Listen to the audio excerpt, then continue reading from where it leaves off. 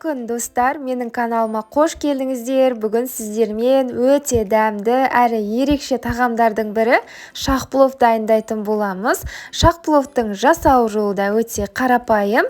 Міндетті түрде видеомды соңына дейін қарап, дәл менің рецептім бойынша дайындап көріңіздер. Шынымен бұл өте дәмді болып шығады. Ендеше дайындап бастайық. Ең әуелі қызып тұрған майға туралған пиязымызды салып, әбден қызарғанша қуырып алатын боламыз. Мен өзім осы ыдысқа дайындағанды жөн көрдім. Сіздер қаласаңыздар үлкенірек қазанға дайындай берсеңіздер болады. Пиязымыз осылай қызарып, қарайғанша жақсылап қуырып алатын боламыз. Әбден қуырылған пияздарымызды майдан алып тастаймыз. Және осы майға ұсақтап туралған, алдын ала дайындап қойған етімізді салып, етімізді де жақсылап қуырып алатын боламыз. Енді етімнің суы аздап тартылғанша ыдысымның қақпағын жауып қойдым. Әрі қарай мінекей мендегі еттің суы тартыла бастапты. Енді осыған бір шай қасық қант қосамын да араластырамын. Қант біздің етімізге қызғылт әдемі түс береді. Енді соңына дейін еттің суы тартылғанын күтемін. Мінекей толықтай еттің суы тартылыпты. Енді осыған қайнаған су құямын. Және де оттың астын баяулатып, етімнің толықтай піскенін күтемін. Ет менде шамамен 1,5 сағатта піседі. Әрі қарай ыдысымның қақпағын жауып, баяу отқа қоямын. Осы уақыт аралығында шах-пловтың қамырын дайындаймын. Алдын ала електен өткізіліп, өлшеніп тұрған ұнға тұз бен ашытқыны салып, қасықпен 3-4 қайтара араластырып жіберемін. Және оның ортасын ашып, бөлме температурасында тұрған су құямын. Ерітілген сары май құйып, лопаткамен жақсылап бір араластырып жіберемін. Бір ас қасық қаймақ қосып, лопаткамен тағы да 2-3 қайтара араластырып аламын. Барлығының мөлшері видеоның описаниесінде жазылған. Енді осы қамырыма 2 жұмыртқа қосып, қолыммен иілеп, біріктіріп, жұмсақ қамыр дайындайтын боламын. Егер қамырыңыз сәл қолыңызға жабысып жатса, азғантай шым-шым ұн сеуіп жіберіп, қамырыңызды илесеңіз болады. Мінекей мен аздап ұн сеуіп жібердім. Бізде осындай жұп-жұмсақ қамыр пайда болу керек.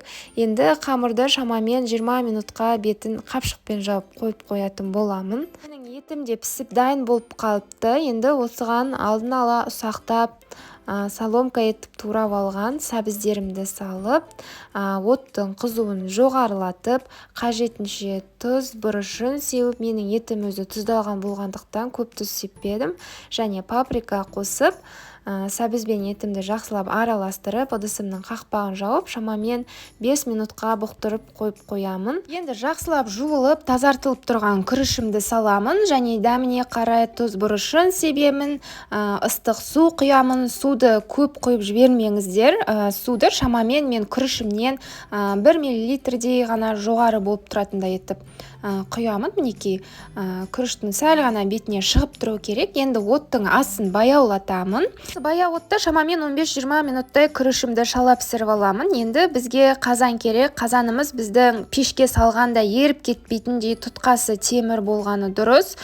Себебі біз қазір шах-пловымызды пеште пісіретін боламыз. Әрі қарай енді осы қазанға жақсылап май жағып аламыз. Шамамен 25-30 грамм майды ерітіп, осы қазанымның жан жағына, түбіне жақсылап жағып алдым. Әрі қарай жаңағы шах-пловқа деп дайындап қойған қамырымды азғантай ұн сеуіп, оқтаулап жазып алатын боламын. Қамырды тым қатты жұқа не қалың қылып жібермеңіз.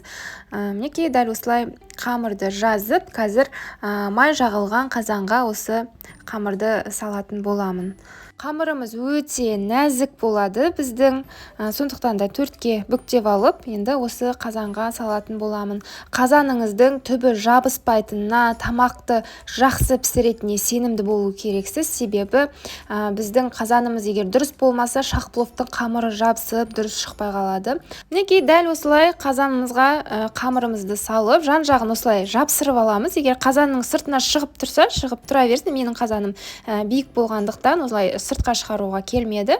Осылай жан-жағына жапсырып алдым нандарды, түбін жақсылап тегістеп. Осылай қамырымды май жағылған қазанымның ішіне салып алдым. Енді біз осы қамырдың ішіне қазір жаңағы шала піскен күрішіміз салатын боламыз.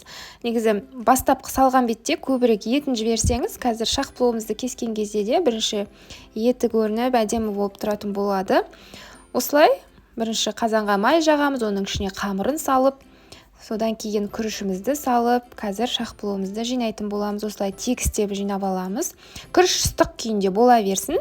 Мінекей, енді жаңағы жиектеріне жапсырып қойған қамырды осылай жауып шығамыз. Жақсылап жауып шығыңыз. Бастырып, себебі қазір шақ пловымызды түсіргенде ашылып кетпейтіндей болу керек. Шамамен 15 граммдай тағы да ерітілген майды осы қамырымның үстіне, жан жақтарына да осылай құйып жағып шығатын боламын. Біздің май жақсы жағылуы керек, сонда шақ пловымыз жақсы түсетін болады. Енді алдын ала пешті қыздырып қоямыз. Осы қызып тұрған пеште 180 градуста қазанымыздың қақпағын жауып, қақпағымен бір 15 минуттай пісіреміз. 15 минуттан кейін қақпағын алып, тағы да бір 30-40 минут өзіңіздің шақ пловыңыздың қамыры қызарғанша пісіріп аласыз. Егер қақпағы сол күйі ашылмай тұра берсе, сіздің шақ пловыңыздың беті дұрыс қызарып піспей қалады. Сондықтан да 15 минуттай қақпағын жауып қойып пісіріп, қалған 30-40 минутта шақ пловыңыздың беті қызарғанша пісіріп алсаңыз болады. Немесе мүлдем қазанның қақпағын жаппай-ақ та пісіре беруге болады бірден ашық күйінде. Мінекей, осылай төңкерген кезде біздің шақ пловымыз бірден түсіп кетуі керек. Осылай бетіндегі қамырын бөліп ашамыз. Осымен біздің шақ пловымыз дайын. Тіпті күрішінен бөлек қамырының өзі өте дәмді болып шығады. Міндетті түрде менің рецептім бойынша дайындап көріңіздер. Және де видеолар ұнаса, каналым ұнаса, қазақша контентті қолдап, каналыма тіркеліп, лайк басып кетуді ұмытпаңыздар. Ас болсын!